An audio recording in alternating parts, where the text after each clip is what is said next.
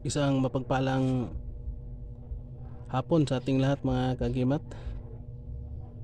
At ito na naman si Louie Agimat itito. Mayroon na naman sa inyo ipapakita mga kagimat na aking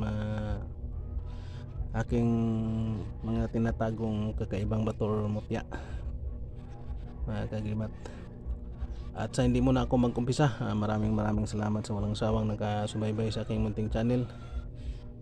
And big shout out na lang sa lahat ng aking mga kapwa mutyanters, antingiras,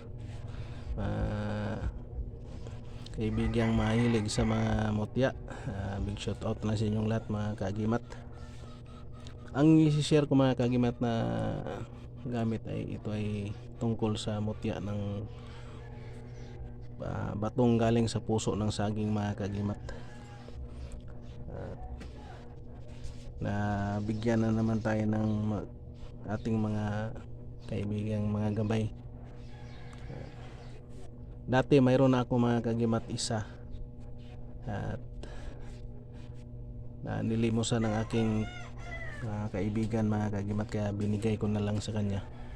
At ngayon mayroon na naman akong bago mga kagimat na kuha, pero ito hindi ko na talaga palimusan mga kagimat, kasi pangalawang bisis ko na, pangalawang pagkakataon na mga kagimat.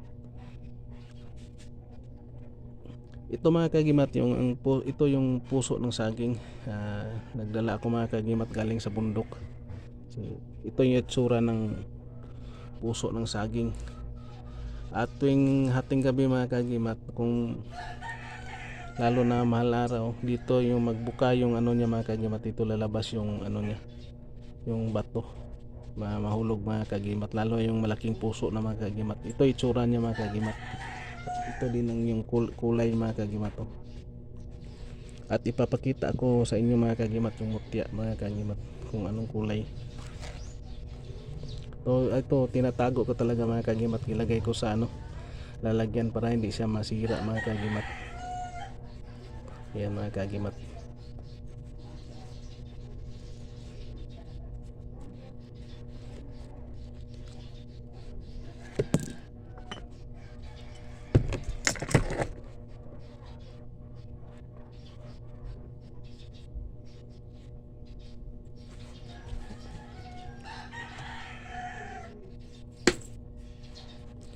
Ito mga kagimat, yung puso ng saging mga kagimat. Yan sa mga kagimat yung aking tinatago na kakaibang mutya ng saging. Yan mga kagimat. Mutya ito ng saging mga kagimat. At mayroon akong nakikita nito, katulad nito yung sa kaibigan ko. Pareho talaga, pero sa kanya medyo malaki-laki konti. Pero yung akin mga kagimat ay maliit lang siya mga kagimat. Yan ang mutya ng saging. Batong galing sa puso ng saging mga kagimat. Kung titingnan natin mga kagimat, parang puso talaga ng saging yan. Yan mga kagimat. Ito yung original nga mutya ng bato galing sa puso ng saging mga kagimat. Kung mapapansin natin yung kulay niya mga kagimat, lalo na pag mainitan mga kagimat, magiging ganito na siya, magiging brown. At mayroong ganito mga kagimat, yung parang gray. Yan sa mga kagimat, mutya ng saging ito mga kagimat. Mutya ng galing sa puso ng saging. Yan mga kagimat. Yan mga kagimat.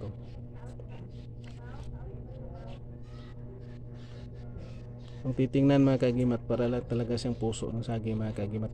At mayroon na ako nakuha dati, ganito din ang kanyang kulay mga kagimat. May pagka brown red, tapos may puti mga kagimat. Yan,